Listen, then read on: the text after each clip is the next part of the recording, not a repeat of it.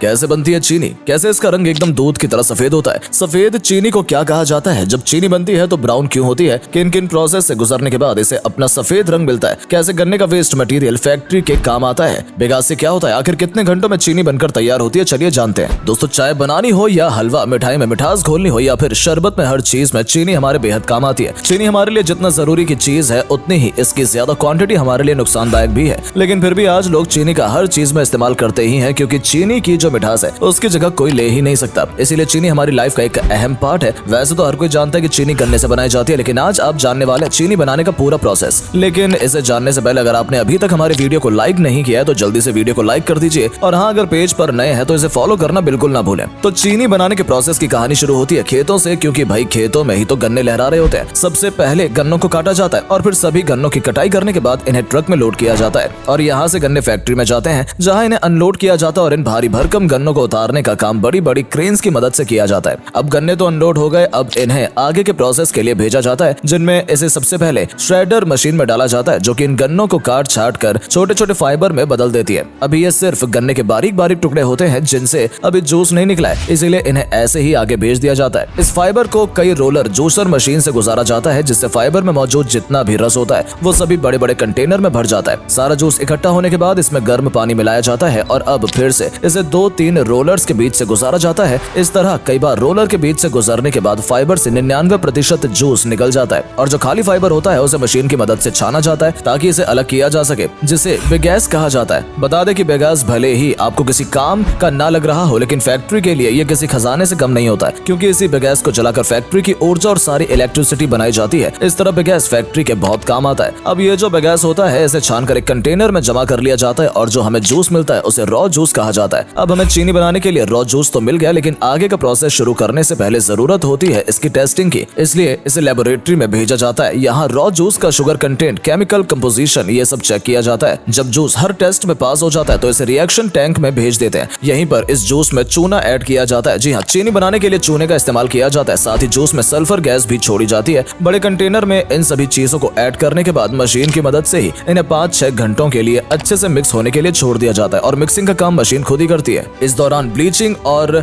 Alkalisation का process होता है, जिसके बाद इस जूस को क्लैरिफायर टैंक में भेजा जाता है। यहाँ इसे टैंक में भर दिया जाता है और कुछ देर तक इसे यूं ही टैंक में रहने दिया जाता है। इससे क्या होता है कि जो भी पार्टिकल्स होते हैं वो नीचे बैठ जाते हैं और प्योर जूस ऊपर आ जाता है, जिसके बाद इस जूस को इन पार्टिकल से अलग किया जाता है और फिर ये जूस पहुंचता है इवेपोरेटर्स में। इवेपोरेटर्स में जूस को बॉयल करने का प्रोसेस किया जाता है, और तब तक बॉयल किया जाता है जब तक कि ये एक गाढ़े सिरप में चेंज ना हो जाए। जब ये सिरप अच्छे से गाढ़ा हो जाता है तो इसे प्रोसेसिंग टैंक में भेजा जाता है। इस प्रोसेसिंग टैंक में भी सबसे पहले काम इस सिरप को गर्म करना होता है, और फिर इसमें चीनी के बने हुए कुछ दाने डाले जाते हैं और फिर इन्हें ठंडा होने के लिए रख दिया जाता है। चीनी के दाने जब इस सिरप के साथ ठंडे हो जाते हैं तो इसमें भी चीनी के क्रिस्टल्स बनना शुरू हो जाते हैं। इस बीच इनकी टेस्टिंग भी की जाती है ताकि पता चल सके कि क्रिस्टल सही फॉर्म में जम रहे हैं या नहीं। जब ये सिरप ठंडा हो जाता है तो इसमें 2 तरह की चीजें पाई जाती हैं, एक तो शुगर क्रिस्टल और दूसरा मोलेसिस। बता दें कि मोलेसिस होता है वो गुड़ की तरह दिखता है, ठीक वैसे ही जमता है, लेकिन ये असल में गुड़ नहीं होता है। अब बारी आती है इस सिरप को सेंट्रीफ्यूज मशीन में भेजने की, जो कि शुगर क्रिस्टल्स और मोलेसिस को अलग करने का काम करती है। इस मशीन की स्पीड बहुत तेज होती है। जी हाँ, ये मशीन 1 मिनट में 1000 से 2000 बार घूमती है। इस मशीन में एक महीन छलनी लगी होती है, जो कि शुगर के छोटे छोटे क्रिस्टल्स को रोल लेती है, जिससे क्रिस्टल्स बाहर नहीं निकल पाते, लेकिन जो मोलेसिस होते हैं वो बाहर निकल जाता है। लेकिन इस प्रोसेस के बाद भी मोलेसिस में कुछ शुगर के क्रिस्टल्स रह जाते हैं, इसीलिए इस मोलेसिस को भी 2 से 3 बार कॉन्ट्रीफ्यूज मशीन से गुजारा जाता है, ताकि जो बचे कुछ शुगर क्रिस्टल्स हैं वो मोलेसिस से दूरी बना ले। जब ये अलग हो जाते हैं तो सभी क्रिस्टल्स को इकट्ठा किया जाता है और फिर कन्वेयर बेल्ट की मदद से इन्हें ड्रायर में भेज देते हैं। अब ये क्रिस्टल नमी में हल्के गीले होते हैं, लेकिन ड्रायर में हल्की हीट में ये अच्छे से सूख जाते हैं। इन्हें सुखाने में थोड़ा वक्त लगता है, लेकिन कुछ देर हीट में रहने के बाद ये क्रिस्टल अच्छे से सूख जाते हैं और अब हमें मिलती है ब्राउन रंग की चीनी, जिसे नाम दिया जाता है रॉ शुगर का। भले ही हमें ड्राई शुगर क्रिस्टल मिल गए हो, लेकिन इनका रंग अभी ब्राउन होता है, जो कि हमारी रोजाना इस्तेमाल में आने वाली चीनी से काफी अलग होता है। जो नॉर्मल चीनी होती है उसका रंग सफेद होता है, जबकि ये ब्राउन रंग की होती है। बता दें कि जिस सफेद दूध जैसी दिखने वाली चीनी का हम और आप इस्तेमाल करते हैं उसे रिफाइंड शुगर कहा जाता है, और इस ब्राउन शुगर को रॉ शुगर कहा जाता है। यानी रॉ शुगर से रिफाइंड शुगर बनाने के लिए कई प्रोसेस करने पड़ते हैं। इसके लिए रॉ शुगर को पानी में अच्छे से घोला जाता है ताकि जितने भी क्रिस्टल्स हैं वो अच्छे से पानी में घुल जाएं। इसके बाद इस पानी को सैंड एंड ग्रेवल फिल्टर से गुजारा जाता है। इस प्रोसेस में जितने भी रेत कंकड़ वगैरह होते हैं वो अलग हो जाते हैं। जब ये प्रोसेस अच्छे से कंप्लीट हो जाता है तो फिर इसे डीकलराइजेशन टैंक भेजा जाता है, और यहीं पर बारी आती है चीनी को सफेद करने की। बता दें चीनी को को सफेद करने के लिए भारत में सबसे ज्यादा सल्फर डाइऑक्साइड का इस्तेमाल किया जाता है। अगर सल्फर डाइऑक्साइड यूज नहीं करते तो एक्टिवेट कार्बन का यूज किया जाता है। वहीं अमेरिका जैसे देश में इन चीजों का नहीं बल्कि बोन चार का इस्तेमाल किया जाता है, जो कि जानवरों की हड्डियों से बनाया जाता है। यही कारण है कि जो शुगर भारत में मिलती है उसे डबल सल्फिटेशन मेथड की मदद से साफ किया जाता है, क्योंकि ये फुल प्रूफ वेजिटेरियन मेथड है चीनी को साफ करने का और इसे सबसे सस्ता भी माना जाता है। अब डिक्लराइजेशन टैंक में छाने हुए घोल को डाला जाता है और इसे कुछ टाइम के लिए इसमें रहने देते हैं। इस दौरान टैंक में मौजूद सल्फर डाइऑक्साइड या फिर एक्टिवेटेड कार्बन जो होता है वो रंग को ऑब्जर्व कर लेता है, यानी कलर को सोखने के बाद ही हमें एक सफेद लिक्विड मिल पाता है। अब चीनी बनाने के लिए सफेद लिक्विड तो मिल गया, अब बारी आती है इसे लिक्विड फॉर्म से सॉलिड फॉर्म में बदलने की। इसके लिए इसे वैक्यूम एवेपोरेटर्स में डाला जाता है, जो कि इसमें मौजूद पानी को गर्म करके बाहर निकाल देता है और इस तरह एक गाढ़ा सिरप बनकर तैयार हो जाता है। अब सिरप बन जाने के बाद इसमें कुछ चीनी के दाने डाले जाते हैं और फिर इसे कुछ समय के लिए ठंडा होने के लिए रख दिया जाता है। जब ये ठंडा होता है तो ये शुगर क्रिस्टल्स यानी चीनी के जो दाने होते हैं उन्हीं का रूप लेने लगते हैं। इसके बाद इसे फिर से एक बार कंफ्यूजिस मशीन में डाला जाता है। इसमें एक महीन बारीक छलनी लगी होती है जिसमें से शुगर क्रिस्टल्स का बाहर निकलना नामुमकिन होता है, लेकिन जो बचा कुछ पानी और मोलेसिस होता है वो इस मशीन के जरिए शुगर क्रिस्टल से अलग हो जाता है। ये मशीन बहुत ही तेज स्पीड से घूमती है, जिस वजह से कॉन्टिफ्यूगल फोर्स जनरेट होता है और सिर्फ सफेद चीनी के दाने ही इसमें बचे रह जाते हैं। इन क्रिस्टल्स को घूमते हुए रोटेटिंग ड्रायर मशीन में डाला जाता है, जिससे क्या होता है कि अब भी क्रिस्टल्स में जो नमी बाकी होती है वो ये रोटेटिंग ड्रायर दूर कर देता है। इतना ही नहीं, जो चीनी के दाने एक दूसरे के साथ जुड़े रहते हैं उन्हें भी ये ड्रायर अलग कर देता है। इस तरह जब क्रिस्टल एकदम बढ़िया हो जाते हैं तो इन्हें बड़ी बड़ी वाइब्रेट मशीन की मदद से स्टोरेज एंड ट्रांसपोर्टेशन टैंक में भेजा जाता है। यहाँ हजारों टन शुगर रखी जाती है। यहीं से चीनी को पैक करने का काम शुरू होता है। सबसे पहले ऑटोमेटिक फिलिंग मशीन का इस्तेमाल किया जाता है, जो अपने आप ही प्लास्टिक बैग में चीनी को भरती है और मशीन से इन बोरों को सिलकर बंद कर दिया जाता है। पैकिंग वगैरह हो जाने के बाद इन्हें आगे भेज दिया जाता है, जिसके बाद ये चीनी मार्केट में सेल होने के लिए चली जाती है। तो दोस्तों, कैसा लगा आपको चीनी बनाने का ये प्रोसेस? कमेंट में लिखकर जरूर बताएं। वीडियो पसंद आई हो तो इसे लाइक और शेयर करें। अगर आपने अभी तक हमारे पेज को फॉलो नहीं किया है तो जल्दी से इस पेज से जुड़ने के लिए इसे फॉलो कर लें, ताकि आगे आने वाली वीडियोस की नोटिफिकेशन आपको सबसे पहले मिल सके। मिलते हैं आपसे अगले वीडियो में, तब तक के लिए bye bye and take care.